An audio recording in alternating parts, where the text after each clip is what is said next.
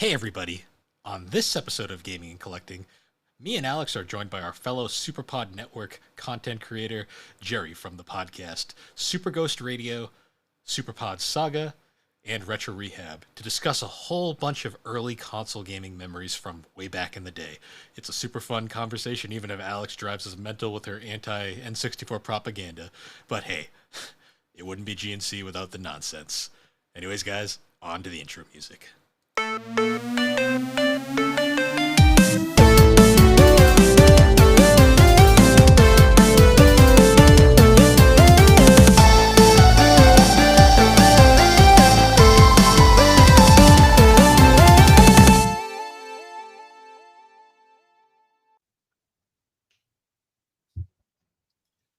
So, this is where I'd usually say how you been, but we've got a guest. It's been a while. Hey Gerry, how you doing? Good, man. How are you?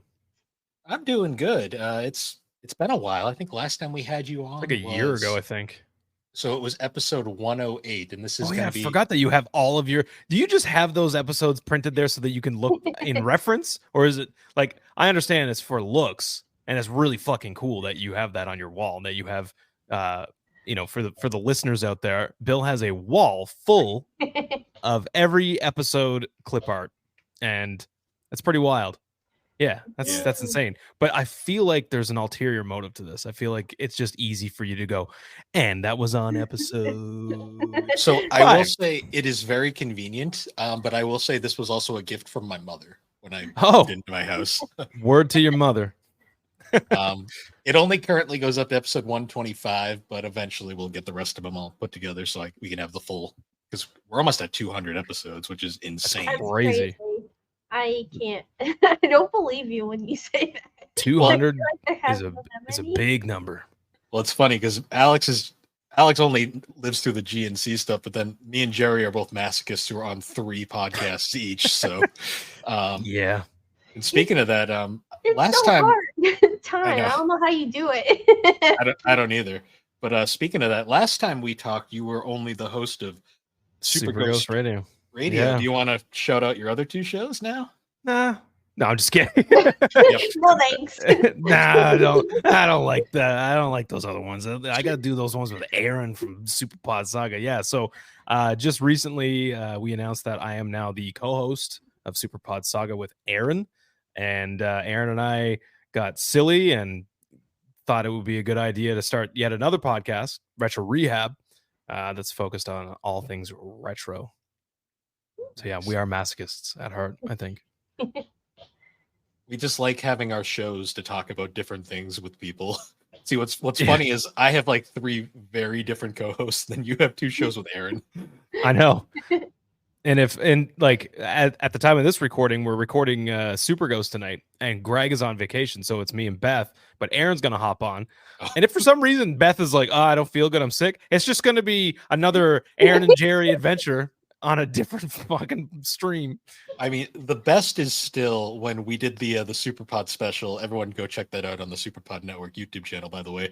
It was literally a double date between you and Aaron and me and Thrak. It was like the funniest thing ever. It was a double date, yeah. There was candles.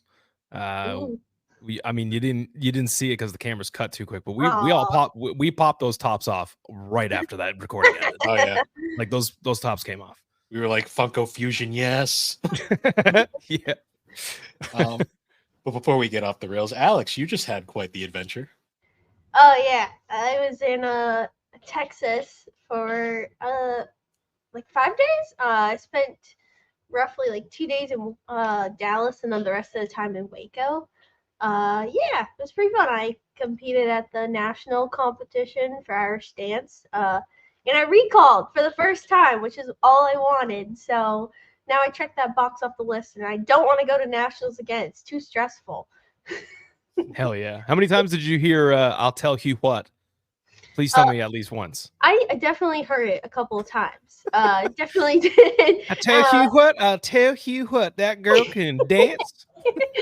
Yeah, everyone was really nice down there. Didn't run into any problems or anything. It was really fun. And my 2 really good friends also recalled as well, and we'd all been kind of training and working together, so it was really exciting. certified layman here. You want to explain to me in layman terms what the fuck recall means? Oh, it means so like so basically like you dance 2 rounds. Everyone will dance 2 rounds, and then there's a third round, and only 50% of the competition makes it to that third round. So in order to do that third round in recall, you got to be like the best of your best. And I didn't dance my very best that day, so I was really happy to recall. I was just happy to recall. I didn't really care about how I came in. I know I could have done a lot better, but I was very happy because it was the first time I took a medal home from nationals, so I was really excited. That's cool as hell. Congratulations. Thank you. Then we went to Waco, and Waco was really fun. They made Dr. Pepper there, which I didn't realize. There was a museum, so we got to see creepy Dr. Pepper man. There was a wax figure, and he was scary. There's a man? He was scary. He was in That a sounds glass like a box. fucking. That sounds like a sleep paralysis demon. Oh, watch out for Dr. Pepper man. I'll put him in the server. Either that or like gallery. either that or it's like a Hideo Kojima character. Hi, I'm Dr. Pepperman. Alex, just find like a creepy photo of it and just put it in one of the SuperPod Saga channels, just completely randomly. Okay. No context, and then just leave it. I will do that. I'll find the photo I took of him. But yeah, he was in a little glass box, and then our mom was like, "Take a picture of him." I'm like, "No, I'm not taking a picture with the creepy guy in a box. No, thank you." Yeah, but it was fun. But I'm glad to be back. Pooh is in the window still. She didn't miss me at all. Oh, this is an animal. I thought like you came home to shit in your window, and I was like, that's not great. No. Yeah. For those who don't know, I talk to the cat. Her name's Pooh. So when I say Pooh, I'm referring to the I'm cat glad I'm in up the to speed window. now. That you don't live in some dystopian fucking city where you just come home and it's like, there's shit on the windows again. Shit on the windows again. She doesn't do that in the window, but she does like lick the windows for some reason. I would hope she doesn't shit in the window. She can be a window licker all she likes. Thankfully, she shits in the box, not the window. Oh yeah, that's the best place for a shit, I think. A little shit. She screamed at Bill all the time, right, Bill? Yeah, when I went to go feed her, I just walk in, open the door, and I just hear this cat screaming at me. I'm like, oh, she's hungry again. Yeah. Wonderful. You did hear the inhuman noise that she makes too when she has to be put into her carrier to go somewhere. It was great. So I'm glad I wasn't the only person who experienced it. It was like a human scream. It's scary. Right? It's like one of those Peruvian fucking death flutes or whatever they're called. Yeah. Yeah. No, not Peruvian. It's like an Aztec thing, right? The Aztec death flute. Yes. Or death horn. You just breathe into it and it's like, ah! Like it sounds like someone's screaming. Like it's insane. Yep. Well, Alex was enjoying that. I was up here in New England where it rained every single day. Oh yeah, rain's good. Yeah. Yeah. Well, not up here. We've had too much rain, honestly, and we're just kind of waterlogged. But yeah, it was raining and muggy out, so it was just kind of like gross. And I had literally every one of my bills hit me at once at the end of this month, so I have no money. So I've been literally just like, I was like, I'm just doing nothing this entire weekend, and I just sat home and watched anime all day. Those nice living in Connecticut bills are great. Oh man. But yeah, other than that, you guys been playing anything recently or? Sure have. And it's gonna fit right into this episode. Conker's Bad Fur Day. Oh yes. Nice. Yes. And I will say before we get started here, Alex, again, I just want to congratulate you on your dance thing. And that is the last time I'm going to be nice to you on this because the last time we ended off, you slighted the N64. Yes, I should. As it deserves. We're gonna hash this out today. I will make you a believer by the end of this. No. I'm sorry, but I've played it and it just was not fun. We haven't done our retry though, where Bill got a different controller that may make me like it, but I don't know. I'm feeling doubtful. We'll also have a proper game room, and we won't be in your apartment with a box like full of N64 games that I could carry at the time. Well, I will say I'll just wish you good luck, but you're gonna need it because you're not gonna convince me that it's a good console. At this point, we already have the N64 Defense Force building up, where we've got Dave from Remember 64, we've got Gerry, we've got Josh from Still Loading, we've got Quest I won 64. that. I convinced Josh by the end of that day that the Jaguar was better. Oh yeah, So- Gerry didn't hear my Gerry. God. Jerry didn't hear the story about Retro World, so there was we had met up with Josh from Still Loading Podcast over at Retro World the previous year, and we were just hanging around the convention because the Retro World is basically like a giant like swap meet for gamers, and we had found this one booth that literally was selling a bunch of consoles, but they had one of the towers that had consoles on it literally had a Jaguar and an N64 just sitting next to each other. And I was like, I saw this and I'm like, oh, like this is interesting. So they both get into this like shtick, just basically being Alex is like, Jaguar is the best, and Josh is like, no, N64. And they were going back and forth, and the lady running the booth came over multiple times and just kind of like thought she was trying to like make a sale, but then she like just kind of stared at them, didn't know what to say, and then just walked away, and then came back. And they were still going, and like I'm just watching this entire thing, and I'm just like, it went on for quite a while. They're like, "Are you gonna buy anything?" You're like, "Nah, I just like your pretty consoles. I like your consoles, but just that console, not that one. That ugly flat one can go fuck itself." yeah. The one that looks like a turlet is the one I like. Looks like a what? Have you ever seen the photo of the Jaguar with the CD attachment on it? Oh yeah, it looks like a toilet. It is like one of the funniest console designs ever. Yeah. Wow. Yes. And Great still, console. you think the N64? Oh, wow. Look, it is better in every way. I understand the N64 was outsold by everything at that point in the console generation, but I feel like there's something about the N64 that's like different. It is. Like, I mean, that Stockholm syndrome is a thing. I understand. I've always it was bad, and you've just accepted it's bad, but you're not gonna believe it. Okay, here's what I'll ask, because let's make this very clear. If we walk away from this podcast today and you don't have a sliver of interest, or you're swaying at all in the other direction for the N64, we will have a third part of this episode. We will put you on trial.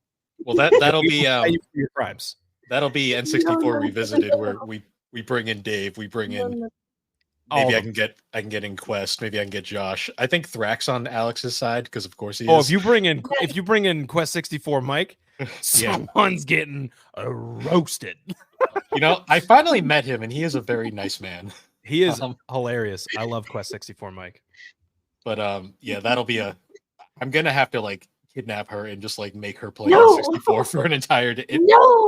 It's very easy to find you. You're right. Wasn't the joke last time that you were just gonna waterboard her until she liked N64? I'm gonna have to change the locks on my house. It won't help. No.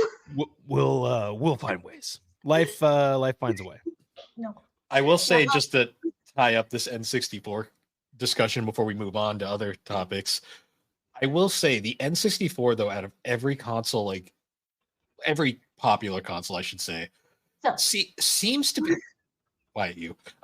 seems to be the one console that has the most polarizing like split in its like fan base. Like, you don't get this split with like the PlayStation or even like the Xbox. Like in the Xbox, dude, even the Saturn. Like even now, like have you noticed lately? People are like, "Hey, how come no one told us Sega Saturn kicks ass?" And it's like, dude, the Sega Saturn always kicked ass. Just nobody fucking knew about it, really. Or like I did not grow up knowing one person that had a Saturn. Same. It was either PlayStation or N64. But now, like as an adult, I explore the Saturn library. I'm like, this system is amazing. There's so many good games on the Saturn. Oh yeah, yep. It is. Me and Alex had covered it earlier. Like God, I mean, I'll defend the Jaguar, because the Jaguar is. I mean, I'm the 3DO guy. I love obscure, crappy consoles from the 90s, but The Jaguar is an interesting console. It has some really good games. It's just you got to dig through some shit to find them.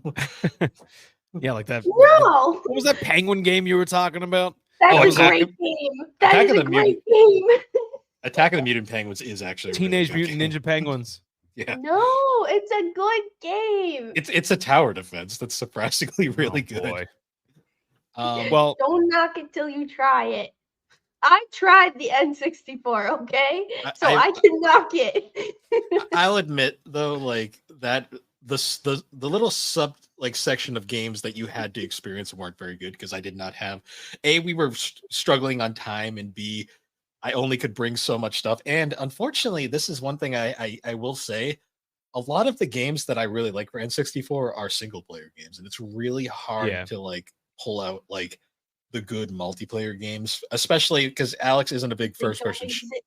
Well, you're not a first person shooter person, so it's like GoldenEye isn't going to do anything for you. I'll tell you what's a really good co-op game to throw on. That, I mean, it's not going to be on everybody's list, and I think that's probably a good thing because you probably have this expectation of like, okay, he's going to show me the Zelda, and he's going to show me the Mario, and he's going to show me the Mario Kart and the Mario Party and all those things, which is fine. But you should probably check out Goemon's Great Adventure because that is a fantastic. It's a side scroller, so like I don't know what you have against side scroller. Do you like a side scroller? Probably a side scroller. Okay, see, there we go. We're making progress. Just now If you but it's like you're so why I don't understand. Controller. It's the controller. I don't like it. So with Goemon's Great Adventure, you get to use the D-pad. Can you throw the controller away and get a new one? No. So when we do the revisit, I got her one of those HoriPad, like it's not an official one, it's a second party one, but it's one of the ones that looks like an actual controller. So yeah, it looks like an actual controller. I mean, so that's like that. That's the disconnect. The disconnect is the controller. Yeah, I mean, I like the N64, but I will agree, I hate the controller. It's not my favorite by any means. It's weird, for sure. I mean, James Rolfe said it best. It was weird then, and it's weird now. So yeah, like I've told this story a million times, but like the first time I've seen that controller, I was like, I don't even know what to do with this. Like, I don't know where to hold this. I don't know how to hold it. Didn't know what the purpose of any of it was. There were so many buttons, like C buttons. I was like, what does this mean? Like, what are these for? And there's like arrows on them and stuff. Like they're not actually like labeled. As a child, like I couldn't comprehend it. But as a child as well, within 5 minutes of picking it up and trying Mario 64, I got it. But I've seen people hold that controller in the weirdest super ways. Weird. Oh my god. I've seen people just ham that thing up. My favorite are the do two controllers. Oh yeah, the twin sticking it, because you can do that on certain games. 007. In GoldenEye, you can do that, yeah. See, my favorite is like the people, like the hand stretchers who will have it. They'll hold it normally across the D-pad, and they'll just stretch their thumb over, and I'm just like, yeah, that's comfortable. I had a friend again when we were kids, when our hands were tiny, do that, and it looked insane. It looked like he was like literally like had his whole hand like around trying to, like you could just see like the strain marks across his thumb because he's just trying so hard to get that like wingspan. But yeah, it's a weird controller for sure. But if that's the only thing, and Buck Bumble. Okay, we can let Buck Bumble go. That was a joke that you just took to heart. That was a terrible game. Poor You Buck play Bumble. horrible games. That song still lives in my brain, and I can't. It won't escape. It's always beat to there. the buck to the bumble. When Bill was living in my house, I used to like put my phone under his door and just start playing it in the mornings. So did you hear about how Quest 64 Mike is on like a mission to try to find out who the singer was on that track, and nobody knows who he is. He has no credit. He's been on a mission for years to try to uncover who this man is, and all he has to go by is that he is apparently named DJ Cisco. Huh. That's it. That's all I got. So, listeners out there that are listening to this episode, if you know the whereabouts, name, blood type, social security number of the man who sang in Buck Bumble, please reach out to someone, anyone. He's missed. We want to give him the credit. He needs his flowers. No, we gotta get rid of. He's gone for a reason because that song's terrible. Wow, that's why he doesn't want to be found. You should show Alex the Impact theme from Mystical Ninja 64. That's a good song. Oh no. Yeah. Oh yeah. I did show her the. Yeah. I did show her the opening to that game because it's literally an anime opening. Yeah. It's great. That's what I'm saying. I find like Gomon games are an easy recommend for me because I don't know, they have that like charm and stuff, and every opportunity I can find to talk about Gomon, I'm gonna do it. And Alex, have you ever played any of the Gomon games? Have I, Bill? I showed her the. I showed her the intro to Mystical Ninja Go starring Goemon. Maybe it's Bill's fault because he didn't pick good games. Look, at the time we did not have a great setup for that. Like I could only really excuses. I had to bring everything in a trunk at the time.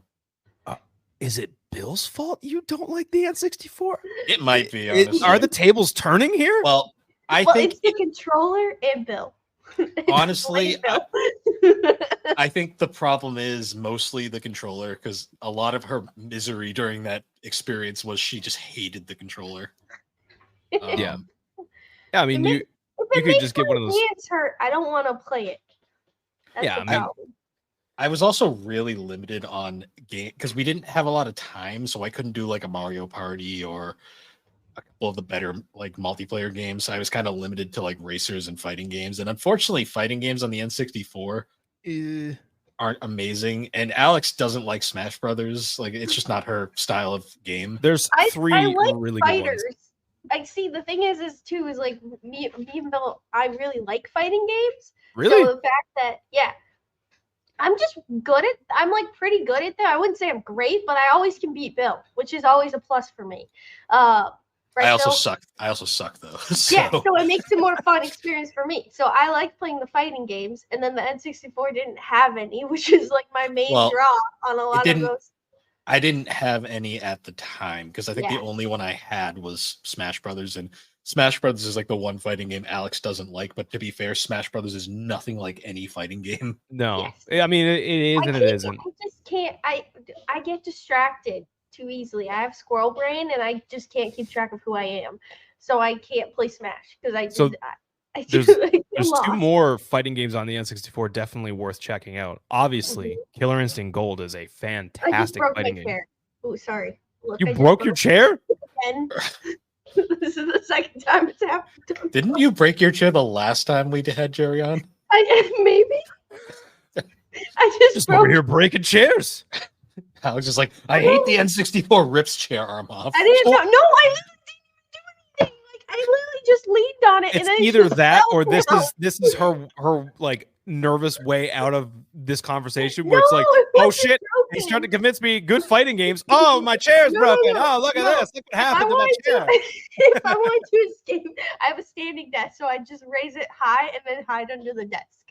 So that's my hide. Why wouldn't you just disconnect the call? Because this isn't how Alex works. She's got to be different about it. I'm a weirdo. I thought you knew this already. Yeah, I'm really sad I broke my chair. Well, I'm very, sad to hear that your chair is broken. But Killer Instinct Gold is fantastic, and so is Flying Dragon. Flying Dragon. We talked Flying about this Dragon game. Is super good, man. It's like a fighting game with RPG elements. It is such a weird idea, but it's pretty good. I own both of those now, so hopefully when we finally get around to revisiting this. All right. Well, maybe when we do the revisit, you ask the N64 Defense Force what games I should play, and then they can pick, and then I'll pick them, and then that's when I tell them that it still sucks. It's going to be a hard battle, Jerry. It's going to be a very difficult battle. When it still stinks, then they can't say, well, you didn't pick the right game. So there you go. So here's what picking up games. Here's what we have to do. Here's what I'm thinking. What's your favorite controller? I don't know. That we had a whole retrospective of controllers, and I didn't know what to say for half of it. Well, because Alex likes to play handheld because, in her own words, she likes to have the screen 3 inches from her face. Yes. So my favorite controller is the Joy-Con. I'm sorry. I can't see. I'm blind, even with my glasses. The Joy-Cons? The Joy-Cons. They're good. I like them. Alex is just breaking everybody. Put them right on the Switch, and then I can just play it with the screen right there.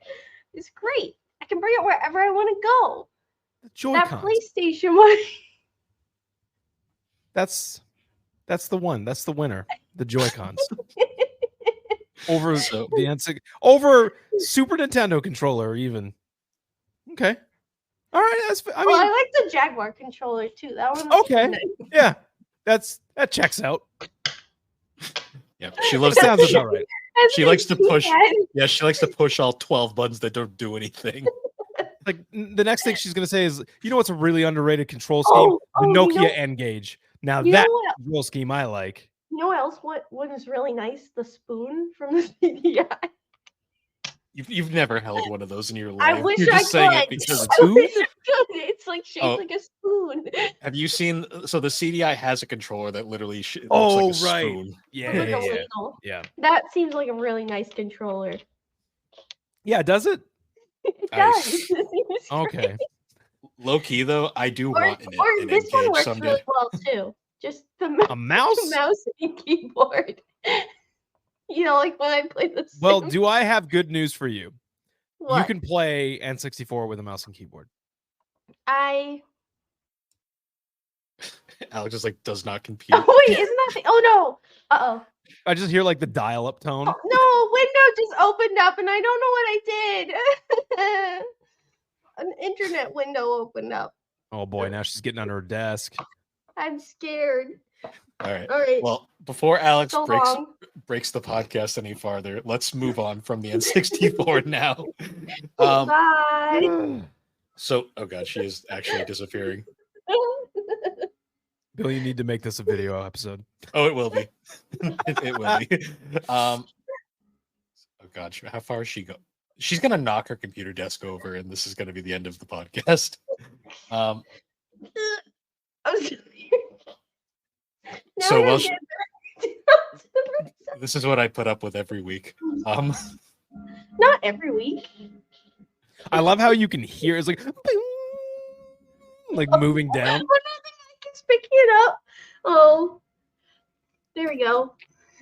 Slowly getting back. It's like she's just ascending from like the depths of like N64 hell now. It's like when like a news anchor has like that sweeping shot where it's like, "Hello, I am Alex for 5 o'clock news. This just in, I fucking love the Joy-Cons. I hate the N64.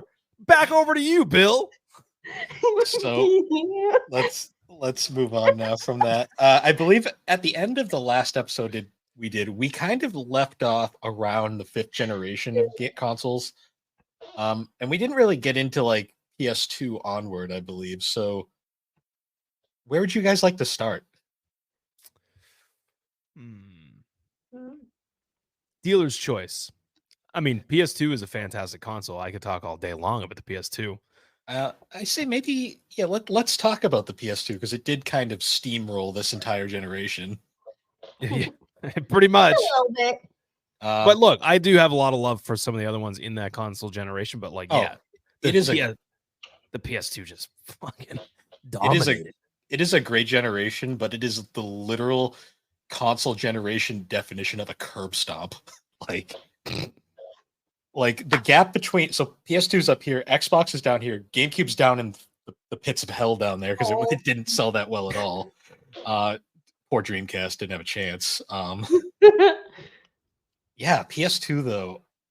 Um, so I have to ask, were you like one of the many people who got a PS2 and it was mostly a DVD player at first? Or did you actually buy it for games right away?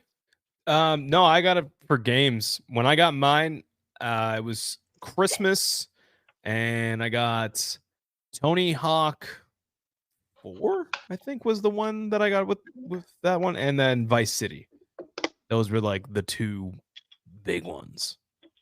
So it was actually kind of funny. We had I was talking PS2 with my co-host Matt over on Geek Addicts a while back, and one of the things he had brought up was he had mentioned that he had gotten a copy of ATV Off-Road Fury 2 with his PS2, and he was like, that was pretty much the launch title everyone had. And then he asked me, what launch title did I get? And my response was, it was a whole bunch of nothing, because original PS2s, you got shit for like a launch title. Oh yeah. Yeah. Like, you get that Fantavision. we didn't get anything. Like That the fireworks simulator. the original PS2 is legit. You got nothing for like pack-ins. You literally got a console. It was like, have fun. Yeah, there And was Buy some nothing games. for a bit. Yeah, honestly, PS2, like when you look at console launches, like PS2's launch wasn't that great. Like it was pretty nothing, but No. it had a DVD player, and DVD players were expensive at the time, so everyone bought one. Yeah. Yep. I'm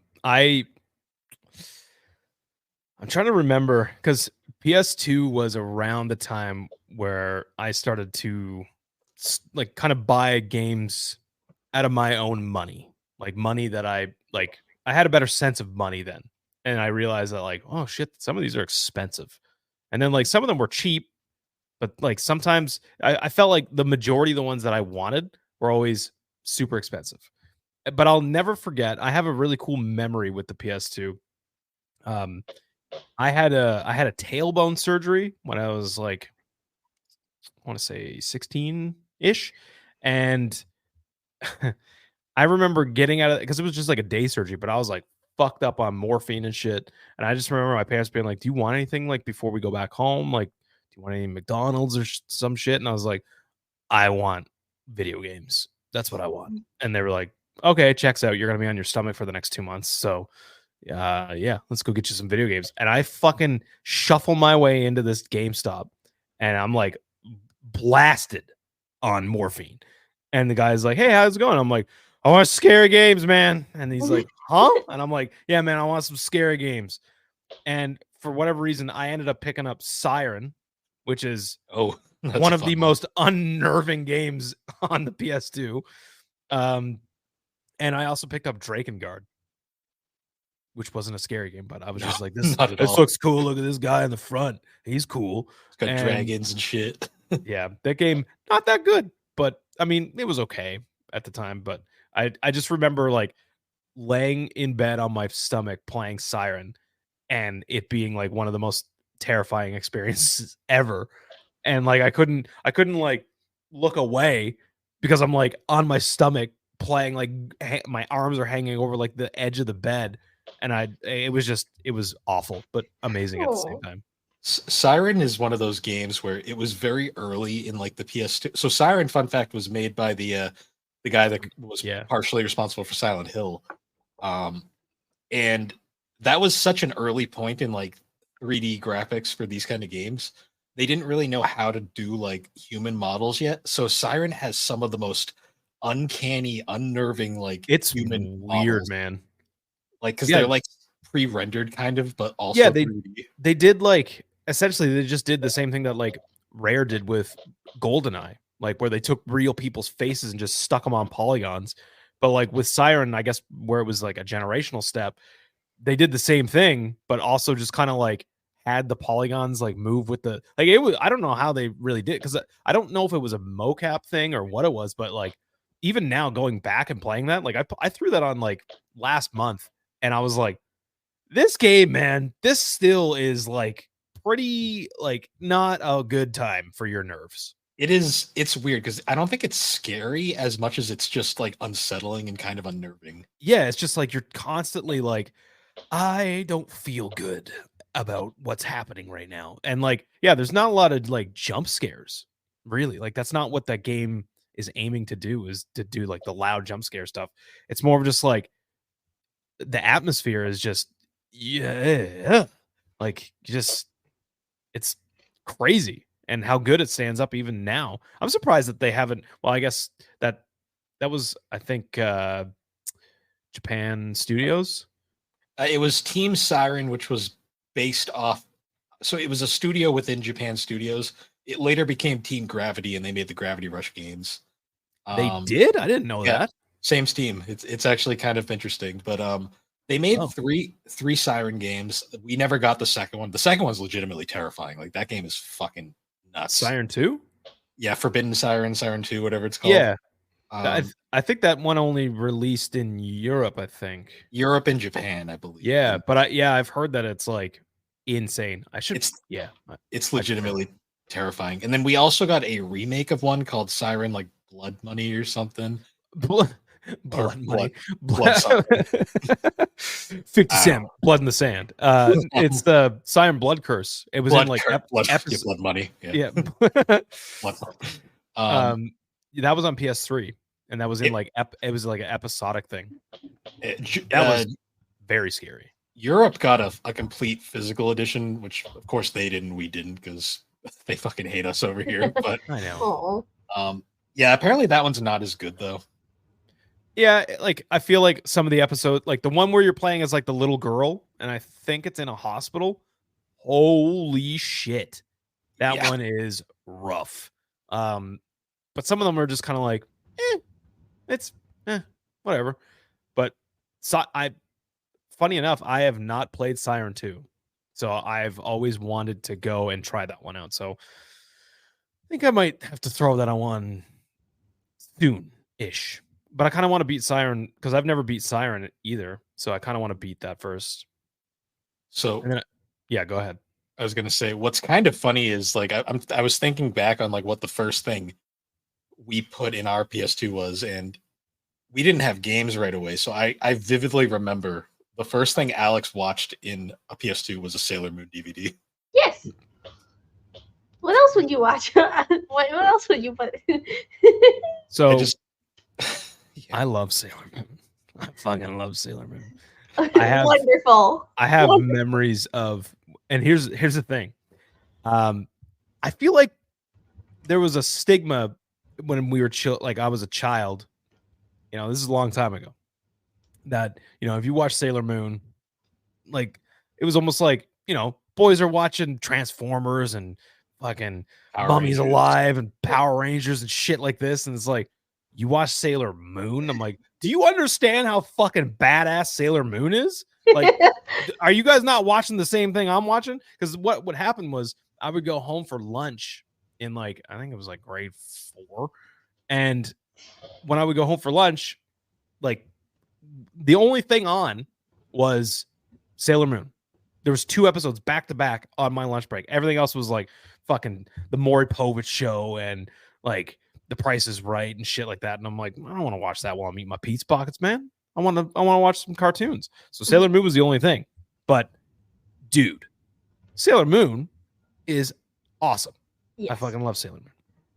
I still know the Sailor Venus, Sailor Mercury. It's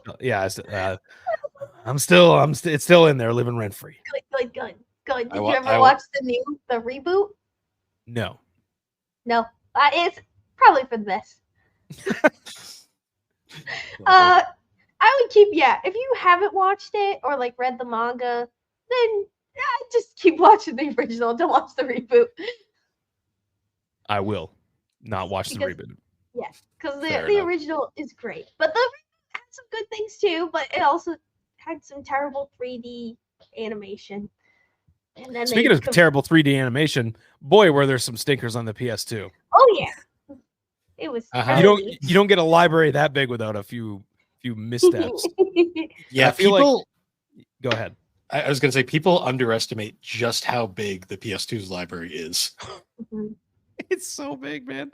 And like I feel like that was a long period of time where it was out. Well, yeah, because like the PS1 was kind of like that turning point of like, oh, there's a lot of licensed games coming out now. Then the PS2 was like, We own hold my all of them. fucking beer.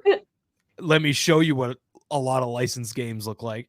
Some of them are okay, but my God, every Pixar movie, every fucking DreamWorks movie, like every like no name studio movie, everything got a PS2 game. Yes. It's funny because games were so cheap to make back then. They just pumped these things out left and right now. And then we get to like HD and they're like, fuck, games are expensive. We can't make this shit anymore. I know, like, No more license. man. Very rare. But yeah, Which is- have you ever like, so I mean, Bill, you probably remember this kind of thing, you know, go into a video store or like, you know, go into a GameStop to go buy a game. And back then you didn't really have a lot to go by other than the back of the fucking game or like a magazine Cover. screenshot, right? Like that's all you had to go by. So do you, because I definitely have something, like, do you ever remember a time where you're like, oh man, this looks super dope. And then you bring it home and you're like, this game sucks. So I'm not going to say super dope, but I did buy the Finding Nemo game, and my God, that was a mistake on so many levels. Super dope. Finding Nemo. Keep in mind, everybody, like when PS2 came out, me and Alex were, so it came out in 2000. We were 5 and 4 respectively. Oh, cool. And then I just reduced to dust. Yeah, we were children. Also, so probably too, you probably could have picked up one that seems a lot cooler, and then mom probably would have been like, no, you're not buying that game. No. And here's the reason why we got Finding Nemo, because it was heavily discounted. I wonder why. Ooh, I don't even remember you playing that game. Because I played it for 5 minutes. I was like, this sucks. The load times are worse than Sonic 06. Yeah. Oh God. Yeah, I remember. Sorry, I Mom. actually remember. What game was it? Because I used to buy a lot of like used games from GameStop, and I remember picking up.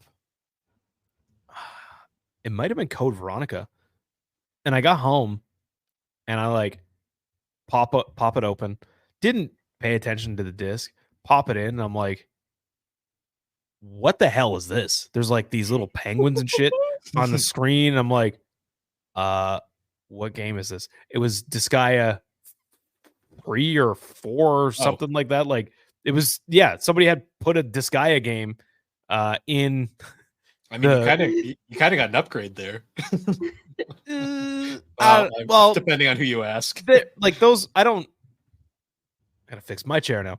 I don't think those games are bad or anything. That's not my kind of game. True. Like you're the horror guy. Like I am I love goofy RPGs. So if I got Disgaea, I'd be like, fuck yeah. Yeah. I can't remember if I know it was a horror game. I don't know if it might have been Resident Evil Code Veronica, or it might have actually, you know what it might have been? It might have been Silent Hill 2. Because I remember that's tragic. Yeah, because I remember it being a very big letdown. And then when I went back, they were like, no, like you definitely just I was like, dude, this is how I got it. Like this is how it was. But the other thing is too, like kind of speaking about RPGs with Disgaea, there's a lot of really cool RPGs on the PS2. And I feel like a lot of people kind of dismissed it because it didn't have, I mean, the absolute spectacle of RPGs on the Super Nintendo and the PS1. It was just like one after the other and like even the ones that were like mediocre back then by those standards, even now, like you throw them on, you're like, why was nobody talking about all these other ones? But I feel like there's a lot on PS2 that nobody talks about either. Like one of my favorite ones is Rogue Galaxy. Have you played that? I've played it. Alex, I'm pretty sure she's like, this is not her forte for games at the moment. It's by level 5. If I have, Bill would know. She hasn't played Rogue Galaxy. She might actually like it though, because it does have some One Piece-esque vibes to it. Ooh. Oh, it's pretty anime. Like it's definitely that, and it's like it's an action RPG, and it's got a really fun combat, and like you run around with like 2 party members following you, and part of the reason why I even discovered that game was even as far back as the PS2, I was searching the internet for quote unquote games like Secret of Mana, and that was one of them. It was people were like, "This is basically 3D Secret of Mana," because you get there's a bunch of characters that you can get, but you always have two following you, and you can switch between them like whenever you want and use their abilities and stuff. It's really good. It's pretty long, but it's a really good game. It was honestly a better Mana game than the Mana game that came out on PS2. Yeah, I know. Dawn of Mana is okay. It's weird because it's like it's a decent game, but it's just not a Mana game. No, it definitely. I mean, the after Legend of Mana, things just kind of went in the shitter for that series. But here's hoping Visions of Mana for me is like day one. That's a day one. I'm playing that shit. Like I might be sick that day for work, kind of thing. We didn't hear it here. Yeah, you sure did. I'll put it out there in the universe. I don't care. But so yeah, I was gonna say another famous thing from the PS2 that we should bring up. Did you experience the iToy? no, You never experienced the wonders of the iToy. Oh, I did not. what a shame. I remember wanting one, but never ever. Hands on Bill one. has two. I have two because God. one was Alex's because we got two of Why them for we some had reason. two? I don't know, since we Well, shared the same TV. What happened was our mother had bought the bundles because they had like these bundle sets, and I got the iToy anti-grav game developed by Harmonix of all fucking companies. Think about that one for a minute. Yeah. The rhythm game guys made a hoverboard racing game. And then Alex got the iToy Groove, which was like this very typical. No offense to our mother, but it was the very typical. I have daughter. What game would she like? This one's pink with dancing. That one. If it was pink, it was usually bought for me. Any of the Barbie games, oh yeah, all of them. She played it once and never touched it again, and she was more interested in Sega Superstars, which was the best iToy game in my opinion, because it was all Sonic games, well, Sega games. Like there was a Crazy Taxi game, which was literally you just have to jump around like a fucking psychopath, and that's how you get points. Really? Yeah, it is. At least I think that's what you were supposed to do. It was very unclear. The iToy is really funny to me because it is literally the Kinect before the Kinect. It didn't work for shit. And honestly, the Kinect, the Kinect really didn't either. But I was like, because I remember when I saw the Kinect and everyone was hyping it up, they were all like, "Oh yeah, this is the future. Microsoft is showing their prowess." And I'm like, Sony tried this already and it sucked. like did we forget about the iToy that fast? Yes. I will say the Kinect was at least a bit more functional, but it still wasn't good. Yeah, the iToy did not work at the time. Did not work. Then they kept going with it. PlayStation was like, "Nah, let's try it again. Let's try it again on the PS fucking 3. Let's try it again on the PS4. And let's do it again on the PS5. Let's just keep trying it. Let's keep trying it. But the PS Vita, no, put that thing in the garbage. We don't want that. We don't want that thing. But let's keep trying out cameras and shitty technology." Yeah. The Vita, they're like, "Oh yeah, let's throw out this handheld that's really awesome and impressive." Oh, what? We have to actually make games for it? Fuck that. Like, what? RPG fans aren't going to carry it this time? Fuck. Throw it away. It's useless. R.I.P. Vita. PS Vita. What a console. Oh man. Yeah, PS2 was nuts though. Like legit, like it ran all the way until like I think it was officially discontinued 2016. Yeah, it was something crazy. Like it was like a running joke because people were like, "Are they ever gonna just like say, hey, we're done with the PS2?" And then finally, it was like, it wasn't even that long. It was like 8 years ago or something. Yeah, it was still going. Like when they discontinued, I was like, "Oh, they're still making them." That's neat. The only thing that was getting put on those was like other licensed games and like sports games, Madden games. Yeah, I think the last game came out in 2014, and I believe it was a soccer game. Sounds about right. That sounds super right. It's just so funny when you think about how good that console sold, and I'm pretty sure, I'm convinced like a fraction of the actual total PS2 sold never played a game in their entire life. Yeah. No, they were just DVD players. Yeah. Because they were cheaper than some, you know. So I've said it before, like we lived in a very Nintendo heavy like neighborhood. Like, because I swear I was like the one kid that had a PS2 for gaming at the time. Because like everyone had like a GameCube or like there was the rare Xbox owner. But I always remember like I'd go over their house and I'd see the PS2 on the shelf. I'm like, oh, PS2, you got any games? And they're like, oh no, that's just our DVD player. I feel like I knew people like that too. Yeah. It was funny. Like it's amazing how like that console literally came out at the perfect time and just dominated. But I will say this, as much as I love the PS2, this console generation, my heart belongs to the GameCube. The GameCube was good. It's funny to me that people better forget... than the N64 for sure. Anyways, I had to. What to me, the thing with this era too is a lot of people forget the PS2 was like technically the weakest console, not counting the Dreamcast. It's not fair to really critique the Dreamcast for any of this Poor stuff. Dreamcast is just in the corner, like, hey. Throw some respect on the Dreamcast. It's a good. I like the Dreamcast. I'm pretty sure. I like the Dreamcast. Retrospectively, everybody loves the Dreamcast just because it is like literally the little console that tried so hard. Yeah, he's the little engine that could. He's the little engine that couldn't. Unfortunately. He's the little engine that could play burned off CDs and then eventually crash the company. He's the little engine that like this thing is great. What's this? DVDs? Fuck this shit. Like it's bad when Sega was like, if you sign up for our internet service, we'll give you one. What? You still don't want it? Okay. You know what killed the Dreamcast? Bill. Do you remember the You did. No, I didn't. But did you ever see one of the autographed Fred Durst Dreamcasts?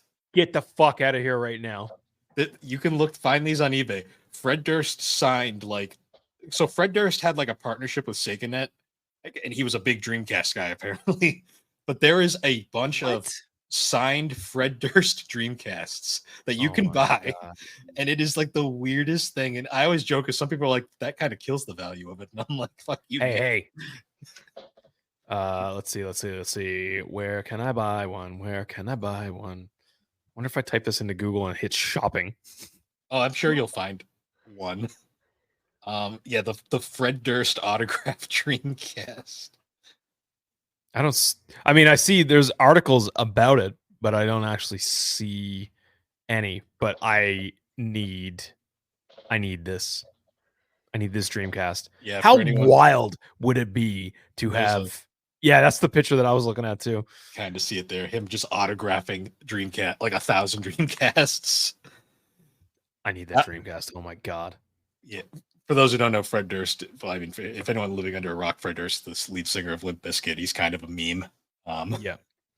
I will say this though, I unironically like Limp Bizkit. Oh, their new album was great. I don't care what anyone says. That album is fucking amazing. I love how they they're playing into the whole like, oh, you guys like to hate us? And then it's like their album's called Still Sucks. So if you read it out as Limp Bizkit, Still Sucks. And the lead single was Dad Vibes, and it is one of the best songs they've put out in a long time. Yeah, it's super good. And their videos too have been really good for this album and stuff. Like I hope that they keep going. And like it's cool to see them now again on tour selling out fucking stadiums and shit. Because people are like, you know what? Yeah, it was kind of a meme to like hate on Limp Bizkit, but now people are like, you know what? I kind of miss Limp Bizkit. Well, I mean, I get it because Fred Durst kind of has a punchable face, and like you kind and want to hate him. Kind of a douchey dude, yeah. He's actually like I watched. I think it was an interview with him with Bill Maher, and he was like super nice and chill and like well spoken. And I was like, oh, he's an incredibly intelligent dude. Yeah.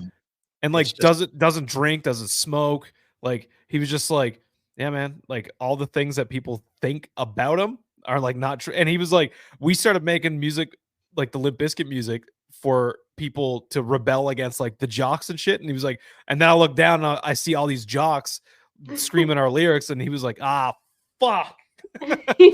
We messed up. Yeah.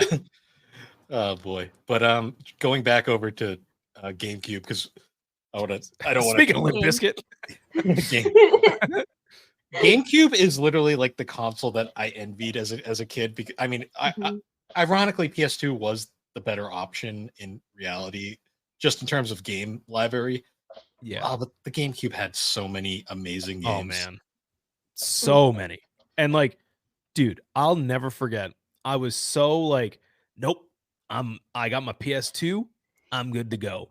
And my other friend had a GameCube, and I remember one time he was like, he was like really hype about this game that was coming out, and he was picking it up, and I was like, yeah, man, I'm still not sold on it. Like that I don't know, that doesn't seem like a good game to me. With no con, like I just was not basing this on anything other than the fact that I was like all in on PS2. And then another game comes out and he's like, dude, like you got to see this game. And I'm like, yeah, I don't know. He's like, you know what? Next time I come over, I'm bringing it. And I was like, you're going to unhook your, and he was like, dude, it's so small. So another fun fact, GameCube was really fun to just grab. It had a fucking handle, for Christ's sake. Yep. Like you could literally just bring it to your friend's house, wrap the cords around it, and just hold it with the handle. Like, if only way it to had go. some Joy-Cons. Then it would have been.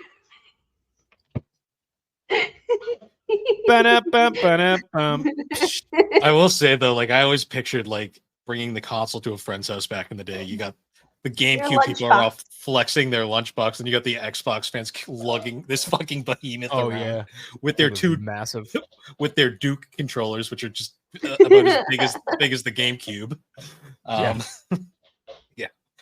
I mean, granted, PS2 wasn't very portable either. So no, it was just an awkward brick, like a multi-layered brick. But yeah, the game, like, so he finally comes over with this GameCube, and he hooks it up, and he's like, "All right, I'm showing you these two games because you've been hating on them for no reason." So he pops in Metroid Prime. Oh, nice. It was like an almost immediate physical reaction of like, this looks good. This is, oh shit, this looks real good, man. And then he was like, so the other game that you've been hating on for so long, Wind Waker. Because I was like, that's not my Zelda. I don't want no cartoony Zelda. Get that out of my life. And he left my house, and I went to my parents' house like, how could I have a GameCube? I want a GameCube right now. And they were like, No. well, your birthday's coming up, but how expensive is it? I was like, doesn't matter to your wallet. I must have this. You must have lunchbox. You know, I still will say though, like people always like, I know like retrospectively now everyone loves Wind Waker, but back in the day, like people always crapped on it. And my favorite thing to point out was like that Wind Waker has literally the most expressive Link in the entire series, like personality wise, like 100%. And what's crazy is that art style still holds up now. Oh yeah, like, it still looks really, really good. Even if you play on the original GameCube, not even the remaster, it just looks fucking good. Like I will say, like from this, like the Gen 6, like this era, literally was like the start of cell shading. Like because even going back to the Dreamcast, Jet Grind Radio still looks good even today. It does. Yeah. And it's not the greatest game. I like it, but it's definitely a very like niche kind of game. But it looks amazing. Like cell shading has held up so well. The Sly Cooper series for PlayStation 2, like those games. Are they cell shaded? Oh yeah. Like Sly I didn't know that. 1, 2, and 3. There was a ton of cell shading. Like it's just such a unique look that just holds up so much better than like the hyper realistic stuff. Like because I feel like if you could do it right, it just looks like cartoons, and it's like it's just like a good style. But so yeah, I 100% agree. And yeah, going back and looking at Wind Waker now, it still looks awesome to me. Like it hasn't aged. Like it's just like, I mean, if you know you don't have the proper TV or setup to play something on GameCube, like you know, it looks amazing running through like an upscaler. I've seen like GameCube running through like a RetroTing 4K with like it getting upscaled to 4K and then adding like the scanline filters and stuff. It looks insane. I would say like that's I like that crispness of that look, but I mean, if you're adverse to that, then I mean, you could check out the HD remake, and it looks fantastic. It's so good. But yeah, I hated on cell shading and like that cartoony look for so long until I actually put my hands on Wind Waker, and I was like, oh, never mind. I get this now. This is something else. This good game. It's kind of funny because the one thing I will give the Zelda fan base is they are consistent, because Alex knows about this game because like this is actually a rare Zelda game she played, but years later down the line, they did the same thing with the Link's Awakening remake with the really like cartoony kind of art style. Oh And yeah.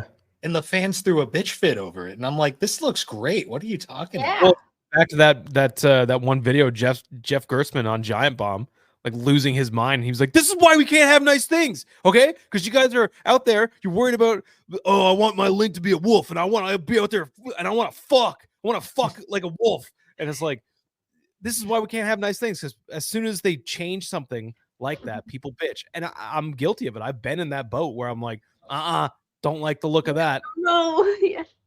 But yeah, I'm much more open to the look and style of things these days. Same thing with that new Zelda that got announced. The one where you play as Princess Zelda. Yeah. A lot of people were like, "What the fuck are they doing? Like they're making you play as Zelda? What the fuck? This is..." And I'm like, you know what? I shit on Zelda so many times for them doing weird things, like Wind Waker's art style, Phantom Hourglass's control scheme with the stylus. I shit on that, and then when I finally picked it up and played it, I was like, oh, never mind. I get it. Like Nintendo has a way of like, I don't know. They're the most gimmicky game company ever, but they know how they work with their gimmicks so well. Like they go all in on something, man. Even your stupid fucking Joy-Cons, like they go all in on shit, man. Hey, they made a lot of money by selling Switches and all those Joy-Cons too. Because Bill has like 6 pairs of Joy-Cons. Because they fucking break so easily. Yeah. Oh, well, yeah, that's stick drift. Yeah, but also people want different colors. They want to switch out the colors. I get it. Nintendo is very good, effective at getting you to waste money. Case in point, like the 5,000 amiibos I have back there. Oh, I thought you were pointing out all your weeb shit. No, that's completely different. Thanks. I was gonna say Nintendo does that. That's my own choice. Your biggest weeb shit with the trophy. Big weeb shit. With the trophy in the sunglasses. Bill's got that big weeb energy. Jeff Gordon, biggest anime character. I was gonna say though, transitioning from like we were talking about Nintendo and how they aren't afraid to make weird decisions, like jumping ahead a little bit. The DS. Oh yeah, I shit on that thing too. People thought the DS was going to be the biggest flop, like when it was first announced. Jokes on them. Because I remember, because it was DS was coming out, and then PSP was right around the corner, and everyone was like, "Oh my god, PlayStation Portable! Sony's gonna do what they did in consoles and just steamroll everybody." Because Sony was still on top of the world at this point. Yeah. But people really kind of forgot that Nintendo just has a stranglehold on handheld gaming. They always will, because it's just, no matter what, like the other companies just don't get it. Like even like the Steam Deck, which is a really awesome piece of hardware, it's so niche that like the average casual gamer is not going to be into that. Yeah, I picked one up and I sold it. And I sold it to build my Mr. FPGA. Mm-hmm. Like, because I realized that all I had the Steam Deck for was to play retro shit. Emulate all the retro games. And then I was like, this thing was a lot of money for it to be an emulation machine. I could probably spend the same amount of money on a Mister, and it's a far better option for covering retro, quote unquote, emulation. But yeah, man, like I shit on the DS as well. Like it was one of those things where I was like, I'm not into this 2-screen bullshit. Like, you're not getting me this time, Nintendo. But I don't know. There's something about you're absolutely right. They are the one company that actually innovates. Like the other companies I feel like they innovate with regards to their games. Their hardware, not really. PlayStation 5 actually, the only real innovation that I've seen on the PlayStation 5 is the controller. The controller is really good. Like the DualSense is a fantastic controller, and it has some really cool features, but like it's not that much crazier than the PS4 controller, like in terms of like innovation. It's just a more comfortable controller, and you know the adaptive triggers are really neat. It's a neat thing, but like that's one thing out of the entire console. If you consider what the like Nintendo does or has been doing for the last little, like look at the Wii. Holy shit. Like going from GameCube, which was literally just they were competing with Xbox and PS2 and I guess Dreamcast at that time. So it was like it was that time where it was a time of, hey, look how good our graphics are. Or in Nintendo's case, look how fucking good our water is. Because the water looked ridiculously good on the GameCube for some reason. I don't know why. It looks way better on GameCube than it does on any other console. I always feel so bad for GameCube too, though, because like it legitimately was almost on par with the original Xbox, but so many games that era were made with PS2 in mind. So a lot of games just were kind of hampered by the limitations of the PS2, and you couldn't really see the true prowess of the consoles.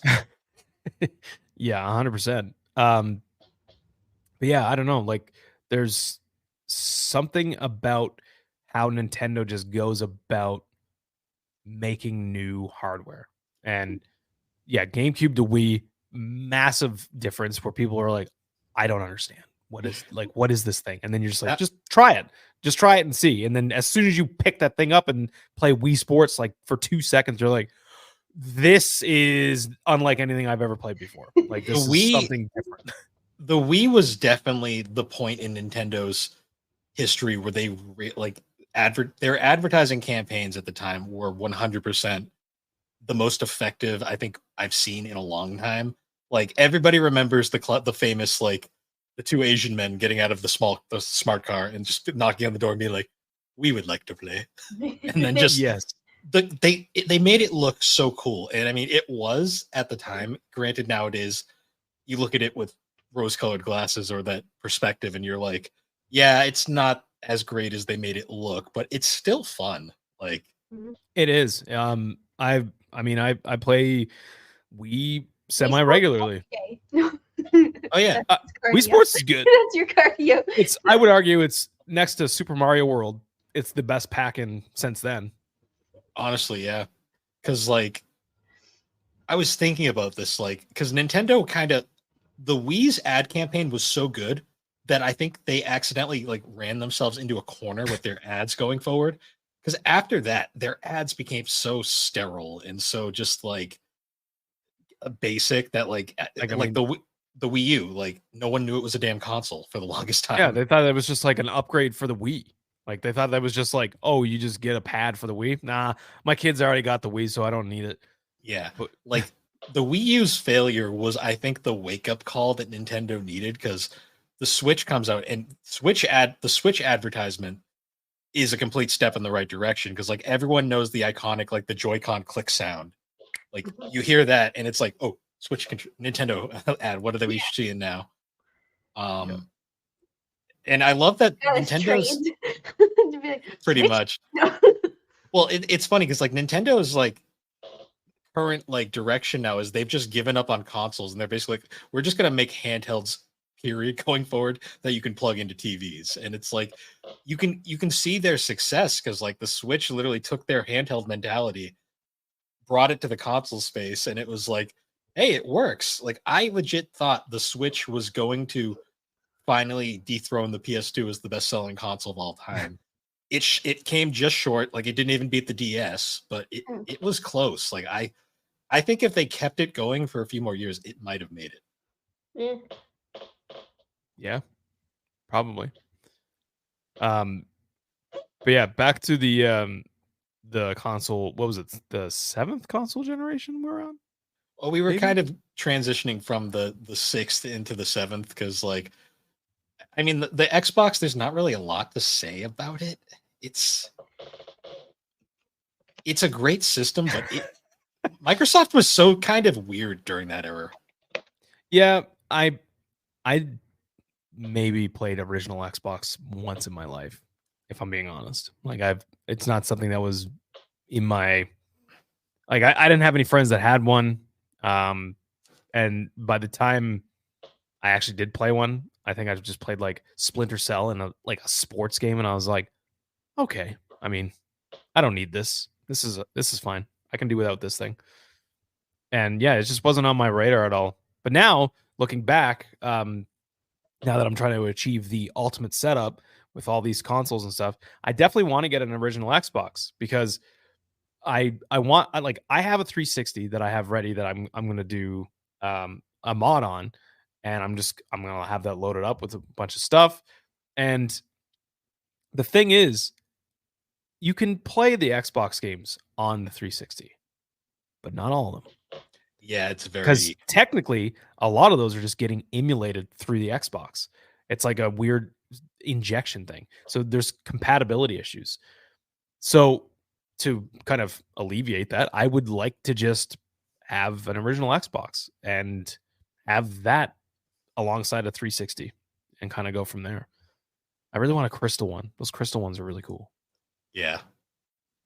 I will say before we wrap up on the 6th generation, I wanted to bring up, have you ever seen the ad for the original Xbox? I don't think so. Alex, have you ever seen the ad for the original Xbox by any chance? I don't know. Okay. It is one of the most cursed ads I've ever Oh seen for a God. game Oh, I console. should have seen it then. Wait, is it the one with the baby? Yeah, the one where it's the hospital woman and the woman's giving birth, and Oh. Oh, Yeah, I remember this now. Yeah, remember and that. she rockets the baby into the sky, and it ages to an old man, and then just lands in his tombstone, and it's like, what the fuck was that? Yeah, Oh. I don't know. I don't know who was responsible for that. But they should be fired. Oh, game ads during the 6th generation were weird. Like I still the remember PS3. Do you remember the PS3 ads? That was where it was just horrifying. like a white room and people just like doing weird things, and then it would just like cut to just be like PlayStation. And Or just there was like, the one with like the baby like doll just sitting in the room, and it's like all this tech shit was flying around. It's like, what the fuck is Sony? Like how do you expect like consumers to watch that and go, shit, man, I gotta get a PS3 right now? Did you see it? Did you see that commercial where they showed off the fucking weird baby in a room? Like, how was that supposed to sell the console? Oh, there's I a don't reason. understand. There's a reason the Wii won that generation. Like, yeah. I will say though, like going back, like the wrap up, like the PS2 ad, I still think is one of the most effective ads ever because they didn't even advertise the PS2; they advertised the PS6. Huh? The ad for PS2, it was like this dystopian future, and literally the console that they get is like it's this glowing sphere, and it just says PS6 on it. Really? Yeah, it is the weirdest ad, but it worked. It somehow worked. Oh my God! And they put in really small text, also a DVD player. I don't even think they did. I think it was just PlayStation 2. Like the hype for that damn thing alone killed the Dreamcast. DVDs. No. You like DVDs?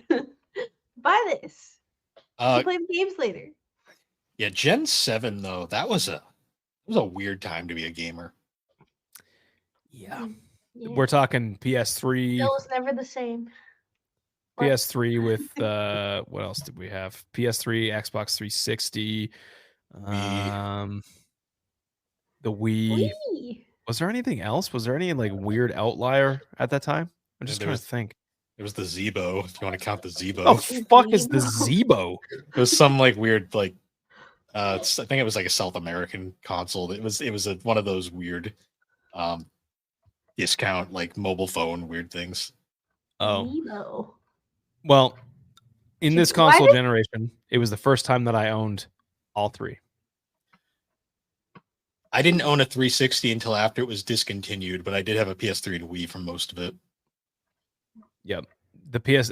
So funny enough, my wife, when her and I first started dating, I think it was like our first or second Christmas together. She was like, what should we do for Christmas gifts this year? I was like, you want to go half on a PS3? And then she was like, sure.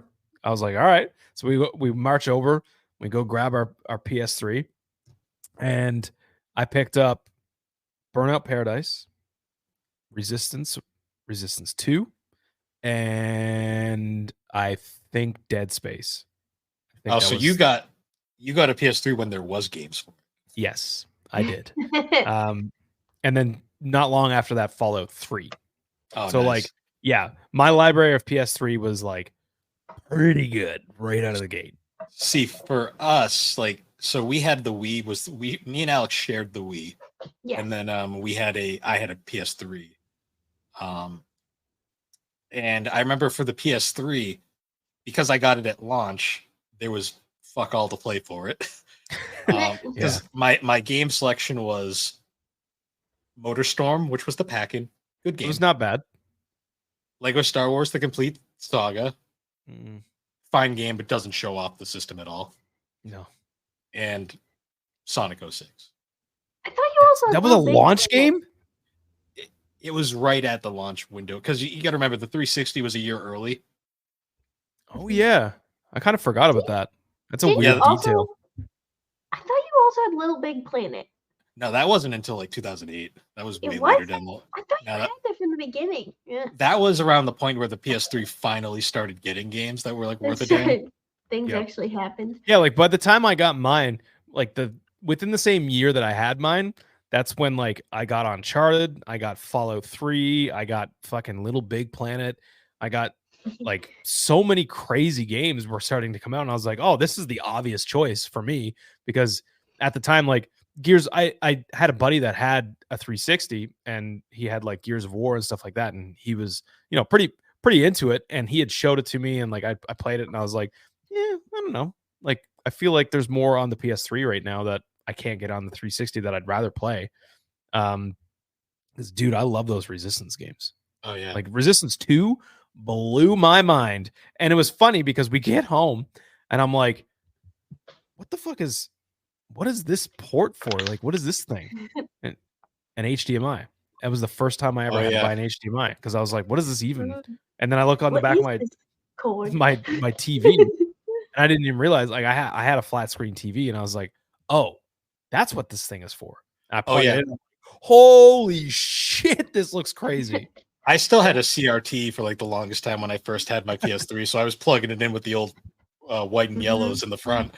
And I never really got the hype for like the PS3's graphics at the first, because I was like, I don't get it. Like, it doesn't look that much better. Granted, I was playing Sonic 06 and Lego Star Wars, so yeah. But then we finally got the HD TVs, and I like discovered HDMI. And the second I plugged it in and turned it on, like that, everything was so clear, and I was like, holy. Yeah, it was wild to see that for the first time. And I remember just like the first little bit in Resistance, like I remember there was a hallway and like some water, and like there was like a cable like swinging back and forth, and I was like, this looks insane. Holy shit.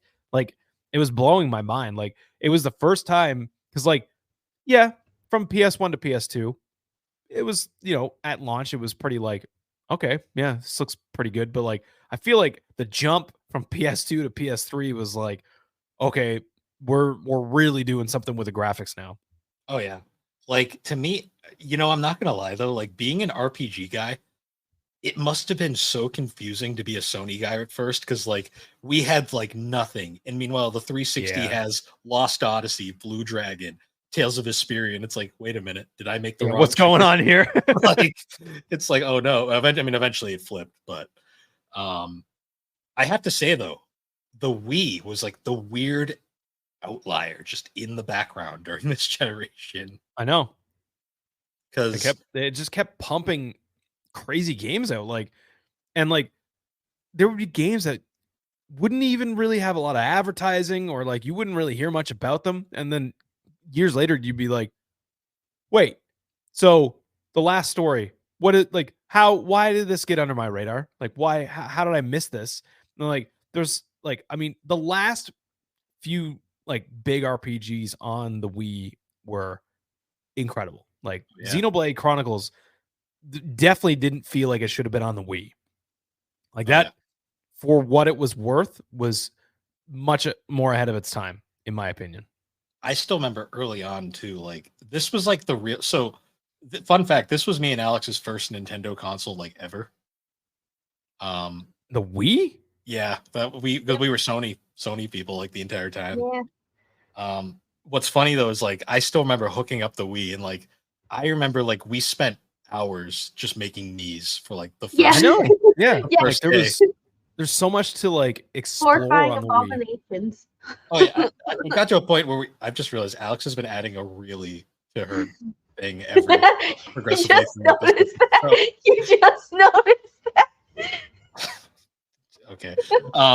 I was gonna say though, like I remember like the making knees, like we made some of the most cursed abominations in that thing. Like Alex, I think we had a goal, like we were like, how much worse can we make these things look like? They like Yeah. it's like just like these weird like Because you noodle start men. making normal ones of like you and like your friends and family, and you make the normal ones, and then you're like, well, I ran out of people to make, so now I'm just gonna make weird shit.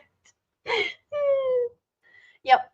Just like the Sims. You start out, you make your normal Sims, and eventually you get down to that diabolical place where you just start making cars. We don't gotta bring the Sims into this, man. Leave this. Yeah, we do. leave Yeah, the we Sims do. Um, I still remember Wii Sports though, the first time playing that, and just like I remember like you'd have like the people that would actually try to play tennis like tennis, and then you'd have like the one like psychopath in the corner like doing this, and it's just like yeah. Yeah, No. I used to get mad when I would have people come over and I'd be like, "You got to try this fucking WarioWare game. This is absolutely insane."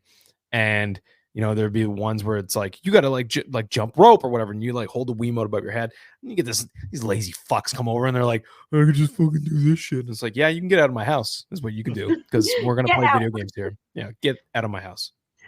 I still remember like when Mario Kart Wii came out, and it was like the steering wheels, which were just a piece of Oh plastic. my god, I bought into that so hard too. I was like, "Fuck yeah, I get a steering wheel. Don't I gotta plug it into anything? You just hold it in front of your face." And I was like, "Wow, this is dog shit. This is real dog shit right here." I remember real fast. I realized, oh, you can just at first I realized, oh, the wheel's pointless. So now you can just hold the Wiimote, and that's so much more comfortable.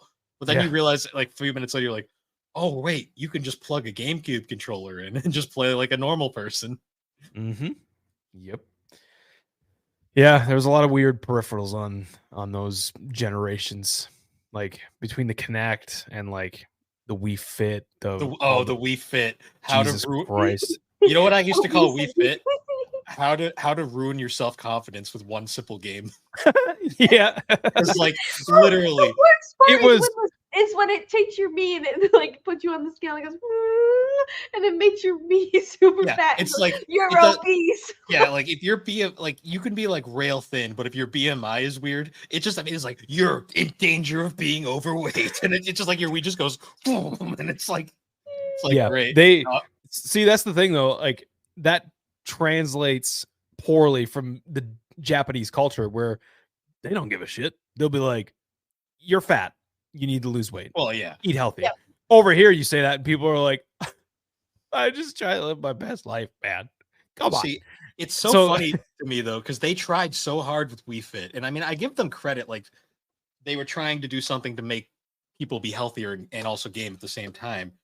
But like it literally took them a couple of years to just create this thing, and like this was the Ring Fit. Yeah, the Ring Fit. I have not used that before, but I've heard that it's not only very fun to play, like the game itself, but you actually like sweat your fucking ass off when you're doing it. Well, I mean, you're playing an RPG with a fucking Pilates ring, so you're like, that's the thing. Like it's an actual like workout item versus like a pad. You go, okay, step up, step down, step. I remember that from like you're literally you'll be fighting bosses by doing like ab crunches and shit. And like, yeah, it's awesome. Like doing planks. Like, yep. This was genius. I remember like because this came out 2020. Like these things were like harder to find than crack at the time. Oh yeah. Everybody was hoarding the damn because it was the only way anyone could exercise at that point. Yep.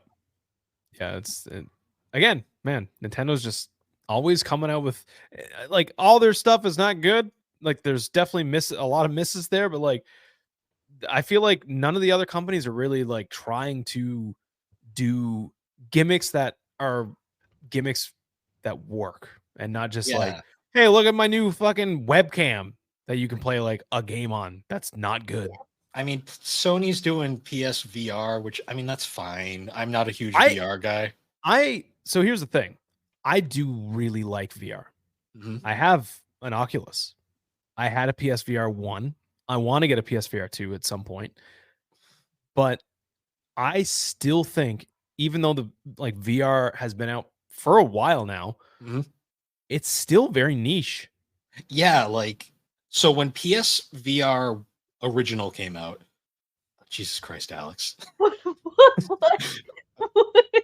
If you guys see in the video version of me, just like my face just like completely fall at random points, it's because I I didn't noticed do Alex's anything. goddamn caption down there. What? I don't know what you're talking about. I was gonna say though, like my first VR experience, this was back in I think the original PSVR was like 2016, 17-ish, I want to say, whenever the original PSVR came out. Um I went to a Best Buy and they had a demo kiosk for the PSVR. And I was working night shift at the time, so it was like right before when I was working, and I was just chilling in the Best Buy, so I went to go try it out. And I remember vividly the game selection was pretty mediocre. It was like a bunch of like weird VR style games, but then they had Resident Evil 7 as an option. So of course I had to try Resident Evil 7. And I played it for about 10 minutes. And then you shit your entire pant. I took the helmet off. I looked at the guy and said, "That's really cool, but fuck that." And I was like, never again. I remember when they were showcasing the PSVR, like behind closed doors, and there was a lot of reports coming back. I think somebody from IGN may have even gotten to try it, and it was just called the kitchen demo, and people were losing their fucking minds over this thing. And they were saying how scary it was. Then finally, the kitchen demo drops for PSVR. And then it is revealed that the kitchen demo is actually Resident Evil 7. Yes. That's what that was. It was Resident Evil 7. And people were like, wait. We're getting Resident Evil in VR? Is that what you're saying? Because that whole demo was absolutely terrifying. I mean, by today's standards, I could probably get through that no problem. Somebody that's not used to VR though would definitely like have a rough time with that thing. Well, also because Resident Evil 7 was like legitimately the first scary Resident Evil in God knows how long. Yeah, which I mean, this is super off topic, but I seen that they're bringing back a lot of the team that worked on 7 to do 9. Oh, so cool. I guess we're getting scary Resident Evil again. Finally. Because Nice. 8 was good, but it wasn't scary. 8 was like the Resident Evil 2 compared to like Resident Evil 1, where it was a lot more action heavy. Yeah, for sure. So looking at the time, looks like we're just about to kind of hit where we'd normally cut off. I figure we've covered a good amount of 7th gen, and I'm sure we'll revisit this again for a part 3 at some point because we go very off the rails at times. And also, I know Alex is still suffering from jet lag, so I don't want to kill her too much today. Yeah, I'm tired. But yeah, this was a fun talk. We're definitely going to revisit this, and of course, when we eventually do the N64 revisited special, we'll have the entire gang together for a roundtable seance, I guess you could say. Jesus.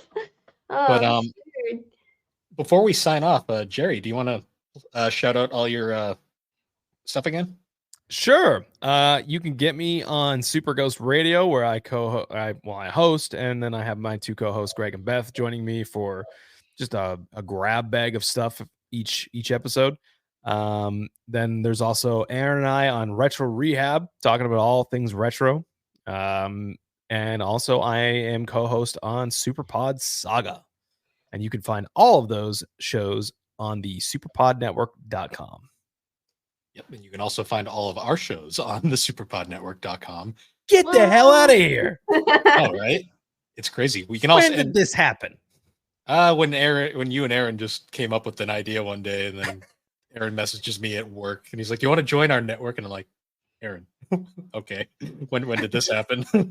Yeah, I Why just not? randomly was like, what if we had like a full network of all like the podcast homies? And he was Yeah. like, dude, we could do this. And I was like, oh, okay. I was just like talking out loud, but I guess this is a possibility. And then within like an hour, he was like, check out this website. And I'm like, what the okay. So and then he's like, and Bill's on, and these guys are on, and this one's on. And I was like, all right, I guess we're a network now. Yeah. Which is funny because this was a topic me and you had discussed multiple times like Yes. years ago, and it just never went anywhere. And then finally we got someone like Aaron who will just like make it. And then like I love the fact that Aaron made the thing, and then like he just left us kind of all to figure it out. And then me and, Like, good luck. well, it's funny because Aaron like made the bones, and then me and Thrak were like, "Ooh, you can do this cool stuff." And then Aaron's like, "That's cool." And then he's like, "I'm copying this now."